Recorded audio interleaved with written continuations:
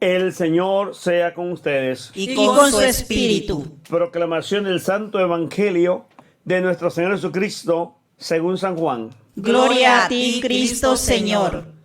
En el capítulo 1 del versículo 29 al 42. Al día siguiente vio Juan a Jesús, que venía a encontrarle y dijo: He aquí el Cordero de Dios. Ved aquí el que quita los pecados del mundo.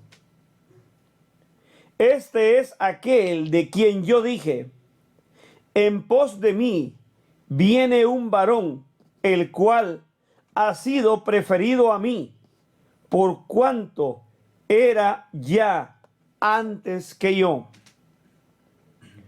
Yo no le conocía personalmente, pero yo he venido a bautizar con agua para que él sea reconocido por el Mesías en Israel. Y dio entonces Juan este testimonio de Jesús, diciendo: Yo he visto al Espíritu Santo descender del cielo en forma de paloma y reposar sobre él. Yo antes no le conocía, mas el que me envió a bautizar con agua me dijo: aquel sobre quien vieres que baja el Espíritu Santo y reposa sobre él, ese es el que bautiza con el Espíritu Santo. Yo le he visto y por eso doy testimonio de que él es el Hijo de Dios. Al día siguiente, otra vez estaba Juan ahí con dos de sus discípulos. Y viendo a Jesús que pasaba, dijo: He aquí el Cordero de Dios. Los dos discípulos, al oírle hablar así, se fueron en pos de Jesús. Y volviéndose Jesús y viendo que le seguían, díjoles: ¿qué buscáis? Respondieron ellos: Rabí, que quiere decir maestro, ¿dónde habitas? Díceles: venid y lo veréis.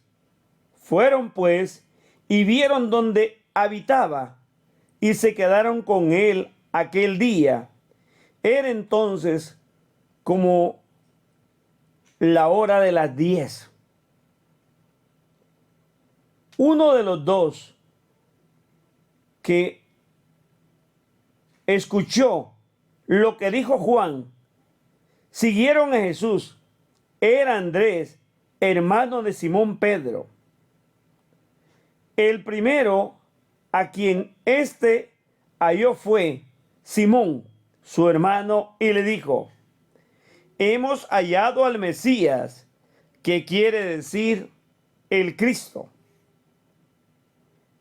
Y le llevó a Jesús, y Jesús, fijos los ojos en él, dijo: tú eres Simón, hijo de Jonás o Juan.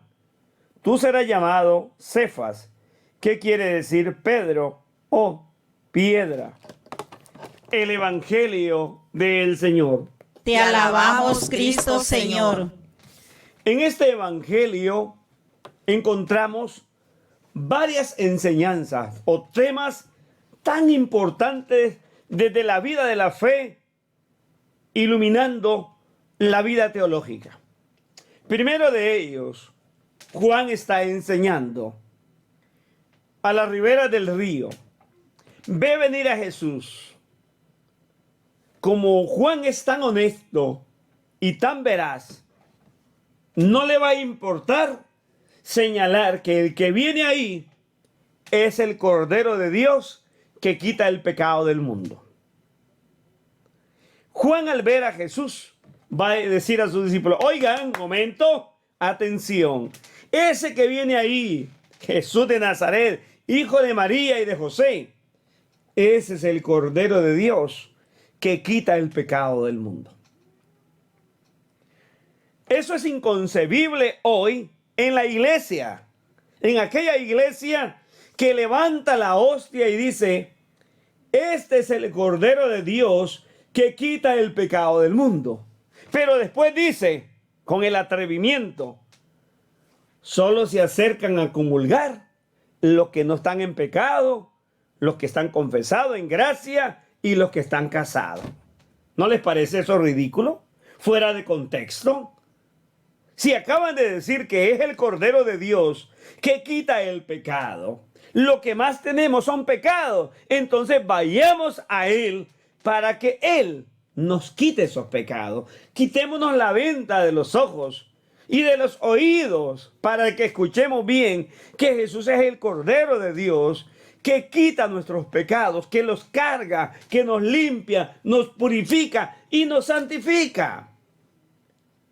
Aquella gente se quedó asombrada y van a escuchar la reafirmación de Juan. Óigame, no estoy inventando.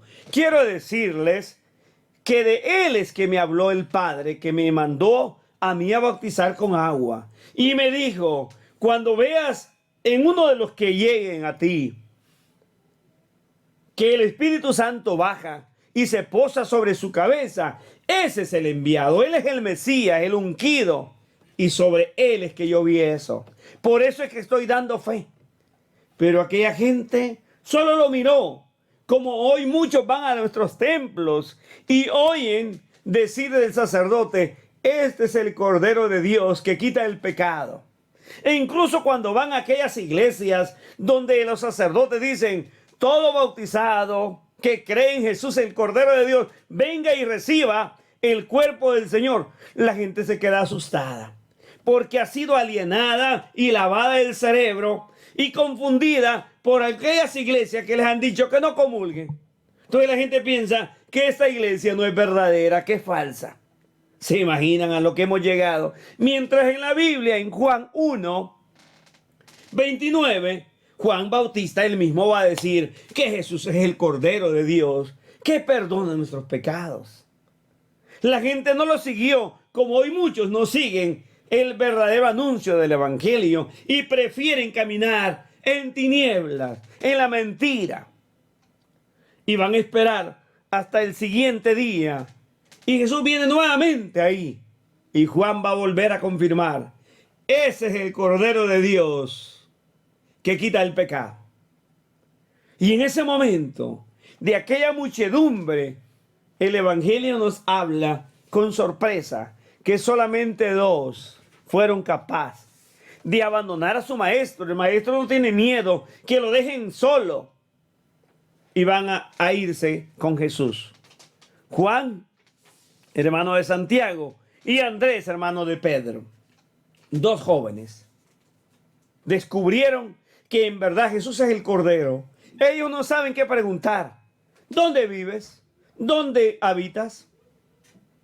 Jesús va a decir: ven y lo verás. Fueron, vieron la manera de vivir, cómo vivía, quién era. Y aquellos muchachos se contagiaron.